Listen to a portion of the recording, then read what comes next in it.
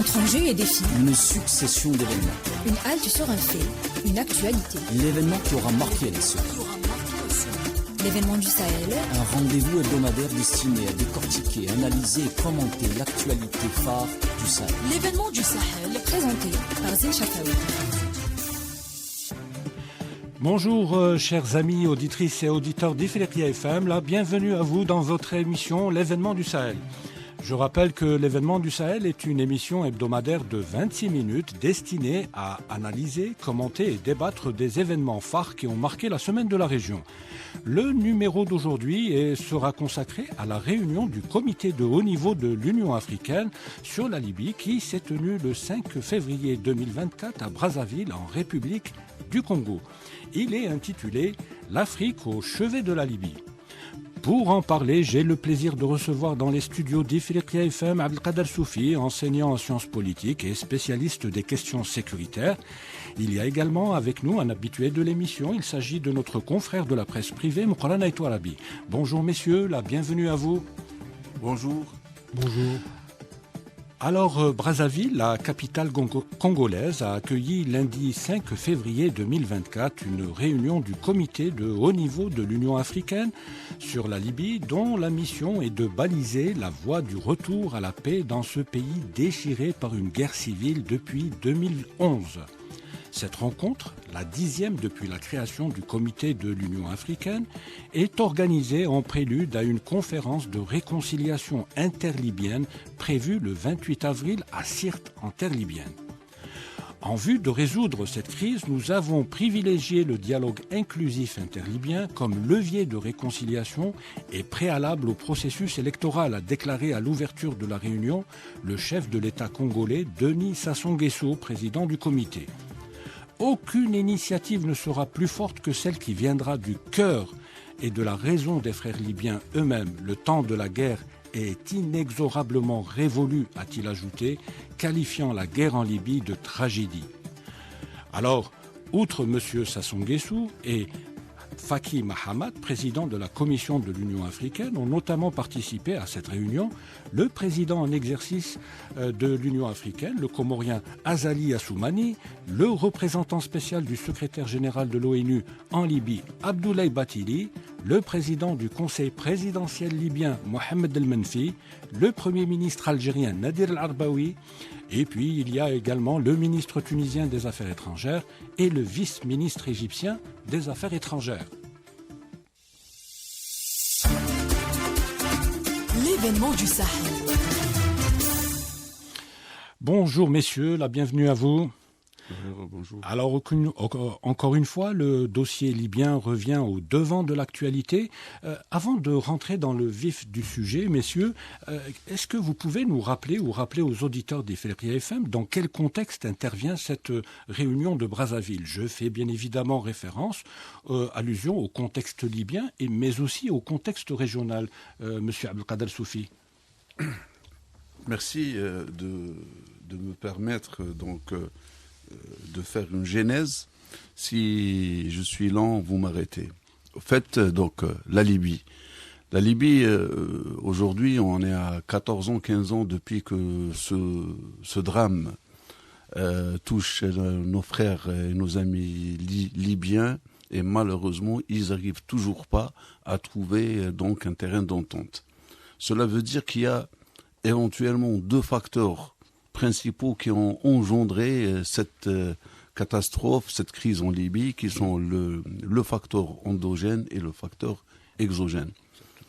Donc, d'abord, le facteur endogène, c'est cette opposition qui s'est construite autour d'une vision différente de celle que proposait le feu Muammar Kadhafi, parce que le système politique en Libye est complètement différent de ceux que nous connaissons dans les relations internationales et dans le droit international. L'État libyen est un État de composition, de masse, donc plus il est sociétal. Et dès lors que l'État s'est effondré, nous sommes revenus dans une situation de chaos. Oui. Situation d'état premier, comme le décrit Thomas Hobbes, que l'homme est un loup pour l'homme. Et du moment qu'il n'y a plus l'autorité suprême qui puisse coordonner les actions des uns et des autres, ça devient une jungle. Oui. Alors le renversement par les Occidentaux du pouvoir de Muammar al-Kadhafi a plongé la Libye dans ce qu'on pourrait appeler, appelons-les un chat, une guerre civile. Une guerre civile, un chaos total. Un chaos total. Donc le deuxième facteur, c'est un facteur exogène et qui a donc trait à 2 points.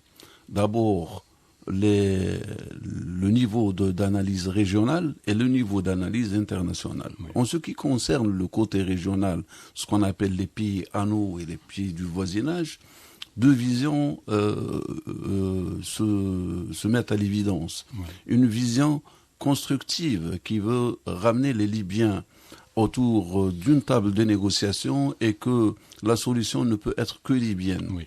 La deuxième vision, ce sont les pays qui avantagent un groupe au détriment des autres. Oui. Cela induit donc par ricochet le 3e niveau qui est l'international, qui fait des deux niveaux, notamment ceux qui veulent avoir un intérêt quelconque en Libye, comme étant des acteurs fonctionnels au profit de l'international, notamment les multinationales qui ont une visée sur la Libye, sur ce que possède la Libye, sont débarrassés du régime de la Libye, mais surtout la découverte du gaz et du pétrole en offshore, dans la mer de l'Est, de la Méditerranée de l'Est. Orientale. Tout cela a créé la situation que nous connaissons aujourd'hui et que les Libyens n'arrivent plus à s'en débarrasser parce qu'ils n'ont plus la possibilité de s'exprimer d'une façon souveraine car ils sont totalement à la merci du facteur exogène. Oui. Donc cela est venu dans une situation, j'ai dit, donc la découverte du pétrole et du gaz en offshore, qui a conduit à un autre chaos dans la région, en Syrie, en Palestine aujourd'hui, dans le Soudan et dans la région sahélo-saharienne, après aussi de grandes découvertes de pétrole et de gaz entre la Mauritanie, la Libye, le Mali et l'Algérie, et qui est considéré comme étant l'Eldorado mondial de l'énergie. Donc il y a une lutte d'influence entre les puissances pour le contrôle. Cela explique qu'il y a une lutte qui ne dit pas son nom, et qu'en définitive, le problème de la Libye, quand on revient pour le reconsidérer à titre exceptionnel et en aparté, on comprend que le Libyen n'a pas les moyens ou le levier qui lui permet d'assainir la situation et de revenir à la normale si le facteur exogène, ça veut dire les intérêts des uns et des autres, ne sont pas en équilibre et en adéquation. En adéquation avec les volontés exogènes. D'accord. Merci beaucoup, Abdelkader Al-Soufi. Donc, la situation que vient de décrire Abdelkader Al-Soufi a conduit la Libye à une impasse politique, une impasse politique doublée d'un pays pratiquement divisé en 2, n'est-ce pas ? Tout à fait. La Libye aujourd'hui, il y a 2 gouvernements rivaux, tout le monde le sait. Il y a un gouvernement le gouvernement de Tripoli, donc à l'ouest, et vous avez le gouvernement de l'est porté par le maréchal Haftar. Oui. Il y a eu plusieurs fois des affrontements jusqu'à un passé très récent, malgré le cessez-le-feu qui a été signé en 2020, donc en octobre 2020, entre les 2 parties. Les affrontements ont continué par-ci et par-là, donc l'entente elle est quasi impossible pour le moment parce que on a par exemple le gouvernement de l'Est qui campe sur ses positions et l'objectif est clairement affiché, c'est d'essayer d'imposer sa feuille de route par rapport à ce qui a été proposé jusqu'à maintenant sous l'égide de l'Union africaine, mais aussi sous l'égide des Nations Unies qui ont un envoyé spécial pour la Libye. Aujourd'hui, donc, il y a une impasse réelle. L'Union africaine essaye de faire avancer un peu la feuille de route qui a été tracée lors du Conseil de paix et de sécurité, la 108e session tenue en 2021, Oui. qui avait balisé un peu le terrain pour essayer de faire avancer le processus de réconciliation nationale proposé notamment par l'Algérie, à travers un dialogue inclusif, sans exclusion, qui va essayer de réunifier la Libye autour d'un projet national commun, à même de pouvoir dépasser l'impasse dans laquelle il se trouve et aboutir donc à des institutions légitimes issues de processus électoraux, législative et présidentielle. La feuille de route a été tracée avec l'ambition d'arriver à des élections en fin 2021. Malheureusement, les événements et les rivalités persistantes entre les deux camps, avec les facteurs exogènes que vient de citer le professeur Soufi, ont fait que cette feuille de route n'a pas pu se concrétiser dans les délais. Donc, vous avez un processus électoral renvoyé à une date inconnue, c'est inédit, et vous avez un processus de réconciliation nationale qui patine, qui peine à avancer, même si il y a eu quand même un effort qui a été fait par le Conseil présidentiel libyen, en organisant des rencontres de concertation, de discussion et tout à travers le pays. Donc vous avez eu en janvier 2023, il y a eu des rencontres à Tripoli. Par la suite, vous avez aussi des rencontres de Benghazi, et en décembre aussi, il y a aussi Zouara, ainsi de suite, jusqu'à rencontres. Donc en janvier 2024, le sommet de Brazzaville vient dans l'espoir d'essayer de faire avancer donc la réconciliation nationale. Justement, j'allais venir. Quels sont les objectifs justement de ce sommet de Brazzaville?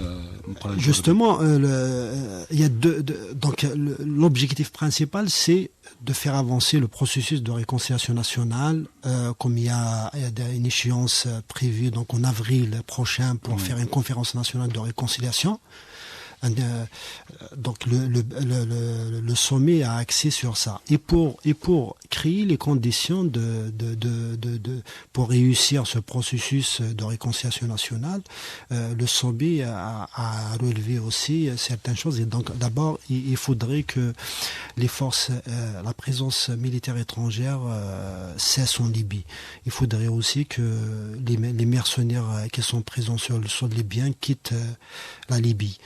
Justement, la réunion de haut niveau de Brazzaville qui s'est tenue lundi 5 février a adressé un appel a appelé à la fin des ingérences extérieures et au départ des mercenaires. Justement, par rapport à la Libye est un exemple type de pays qui est pratiquement sous influence Abdelkader Soufi. Oui, absolument. En fait, le grand problème pour la Libye aujourd'hui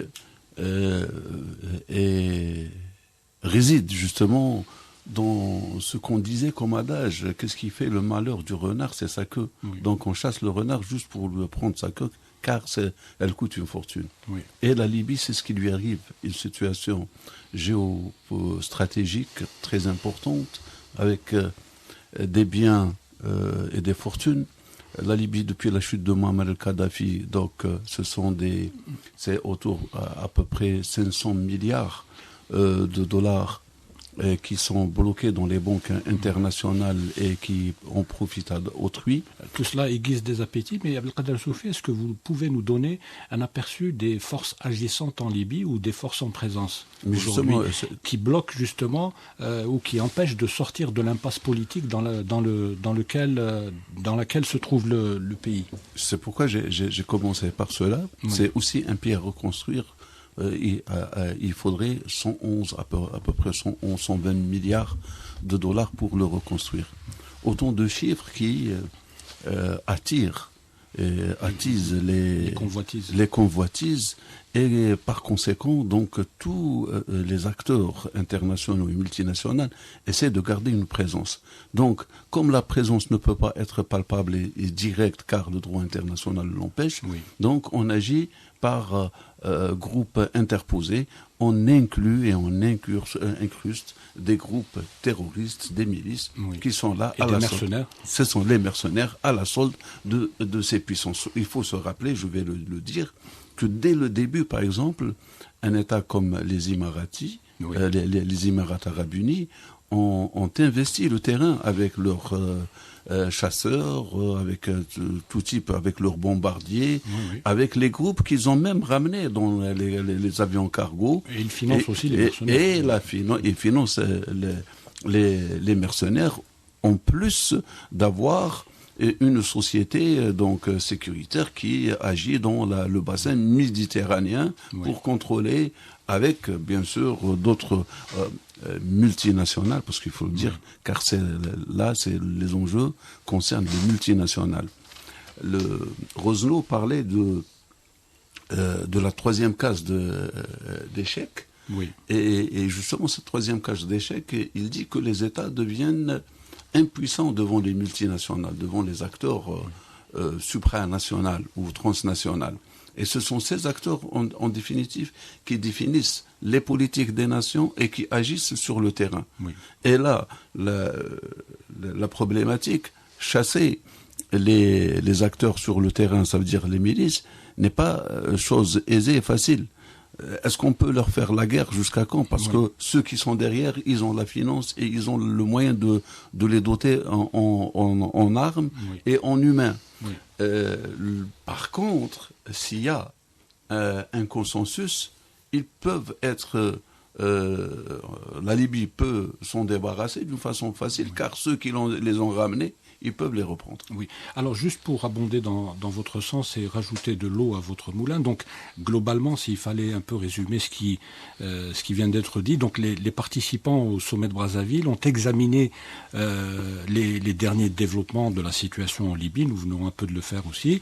Donc, les efforts visant à rapprocher les points de vue et les moyens de parvenir à un consensus entre les parties libyennes pour la réalisation d'une réconciliation inclusive permettant de mettre fin au marasme politique que connaît le pays et d'organiser des élections parlementaires et présidentielles. Aujourd'hui, tous les participants à la réunion de Brazzaville admettent aujourd'hui que l'obstacle à la paix, c'est la présence sur place de ces fameux mercenaires et de ces fameuses armées étrangères qui y sont installées depuis maintenant un peu plus d'une décennie.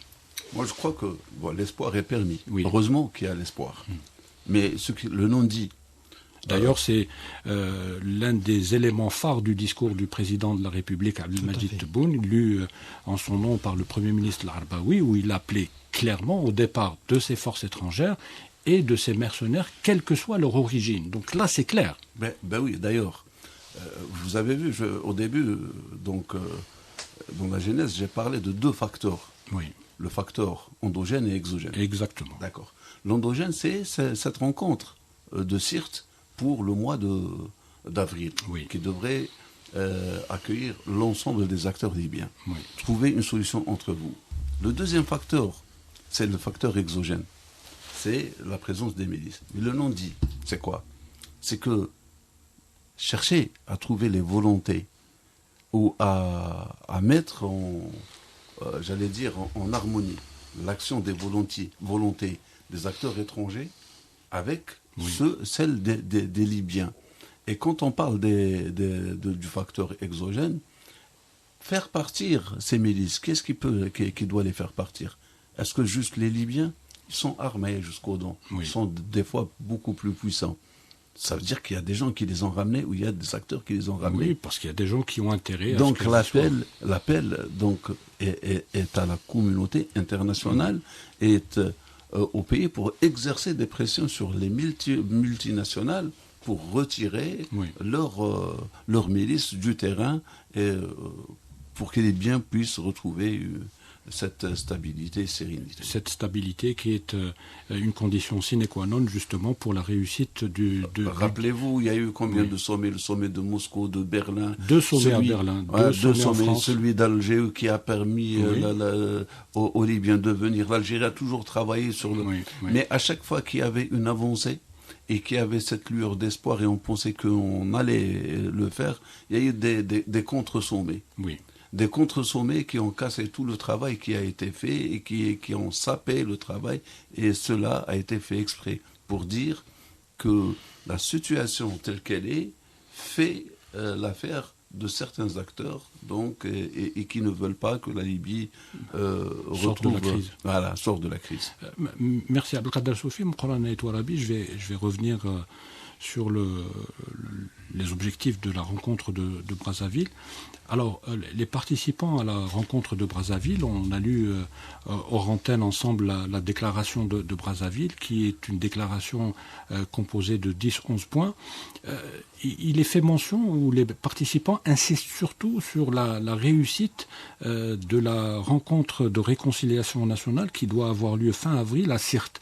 En quoi cette rencontre de réconciliation nationale est-elle importante selon ou du point de vue des participants à la rencontre de Brazzaville? Au fait, parce que la situation traîne depuis quand même plusieurs années où le processus de réconciliation nationale a été lancé, grâce notamment à la signature d'un cessez-le-feu en 2020 entre le camp de l'Est et le camp de l'Ouest, donc le gouvernement de Tripoli et celui de l'Est, donc à Benghazi. Cette rencontre, elle revêt un cachet particulier parce que c'est important aujourd'hui de passer à l'étape suivante. L'organisation des élections. À savoir l'organisation des élections. Les élections qui étaient programmées au départ en 2021, ça fait 3 ans quand même. Donc, après, on les a reprogrammées en 2022, elles n'ont pas eu lieu. Exactement. Donc là, l'Union africaine tente de reprendre l'initiative et d'essayer de faire avancer en lançant un appel à tous les acteurs exogènes qui interfèrent dans les affaires libyennes afin qu'ils comprennent que la stabilité de la Libye, c'est aussi la stabilité de toute la région. D'ailleurs, ça a été noté dans leur déclaration finale. Ce que vit la Libye a un impact direct sur les pays voisins, donc sur la stabilité régionale, sur le Sahel, sachant que les conflits dans la région, il y en a beaucoup, donc il n'y a pas que la Libye. D'ailleurs, le président de la Commission de l'Union africaine, Moussa Faki Mahamat, a indiqué que la crise libyenne avait trop duré et coûtait trop de peuple, trop cher à son peuple et à la région. Ça a un impact important sur la région. Tout à fait. Donc il y a une grande inquiétude, notamment au niveau africain, par rapport à la persistance du conflit libyen. Et ils essayent donc de baliser le terrain pour lancer le processus qui va permettre aux Libyens de choisir leurs dirigeants librement. Vous savez que après tout dépend. Il y a bien sûr la volonté en interne, mais il y a aussi l'influence étrangère. Elle est déterminante dans cette situation, sachant que. Même Mokhran Touarabi, juste avant de vous laisser aborder la question de l'influence étrangère. L'enjeu des élections, c'est bien sûr avoir des représentants librement élus, légitimes, mais c'est aussi de réunir un pays qui est aujourd'hui divisé pratiquement en deux. Et aujourd'hui, si la situation reste en l'état, Mokhran Touarabi, rien n'exclut l'éventualité de voir demain la Libye carrément, durablement divisée. Oui, il y a un grand risque. On a vu le Soudan qui a perdu son sud en 2011. On a vu l'Érythrée et l'Éthiopie, ça a débouché alors que c'était un même et seul pays. Donc. Justement, le risque, notamment l'Algérie, elle craint. C'est un scénario qui est là, que que nous craignons tous, c'est la partition de la Libye, sachant qu'aujourd'hui, vous avez déjà 2 gouvernements, il y a deux armées qui se sont affrontées plusieurs fois.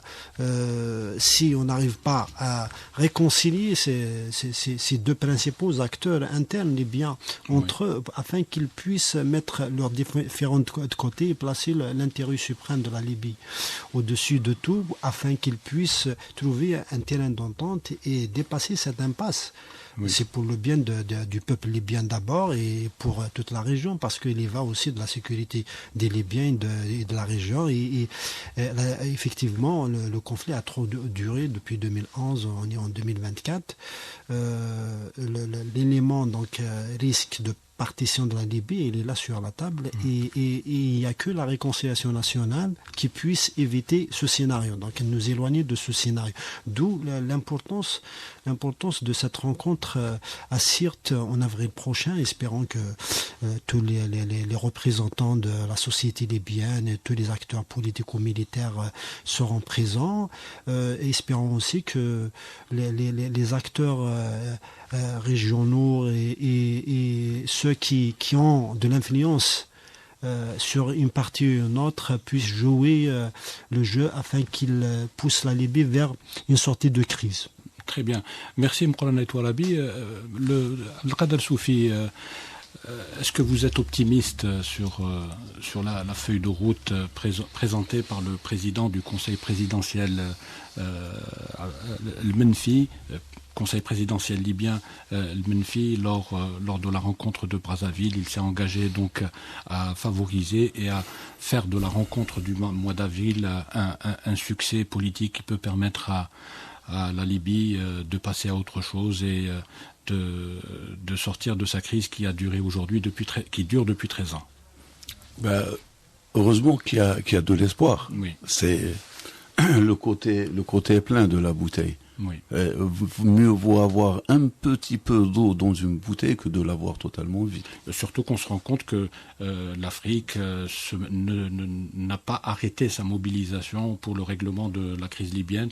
Pour preuve, vous avez un comité de haut niveau qui a été installé, qui se réunit régulièrement et qui fait pression justement pour que les acteurs agissant en Libye, qu'ils soient des acteurs en interne ou en externe, puissent justement permettre une solution pacifique et politique à la crise. Moi, je crois que le grand espoir, c'est de voir justement l'Afrique se prendre en main, se prendre en charge, et évacuer tout ce qui n'est pas africain. On peut régler les problèmes en Afrique par nous-mêmes en Afrique, et c'est tant mieux.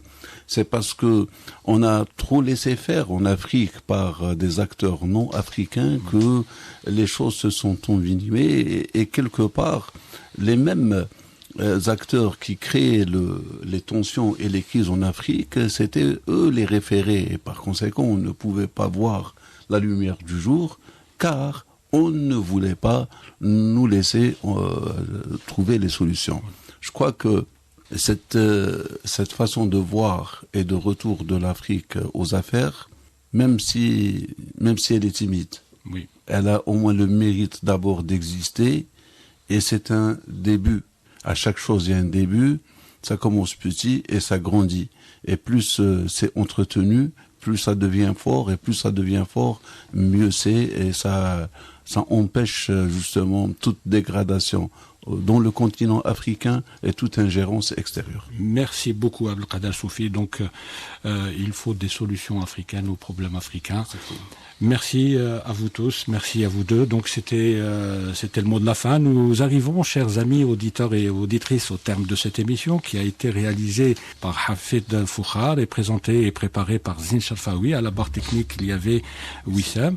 Merci de nous avoir suivis. Nous vous donnons rendez-vous la semaine prochaine, même jour, même heure, pour un nouveau numéro de l'événement du Sahel. Je rappelle juste que vous pouvez nous suivre sur Internet. Pour cela, il vous suffit de télécharger notre application sur Play Store. Bonne écoute avec la suite des programmes d'Ifriqiya FM. Au revoir.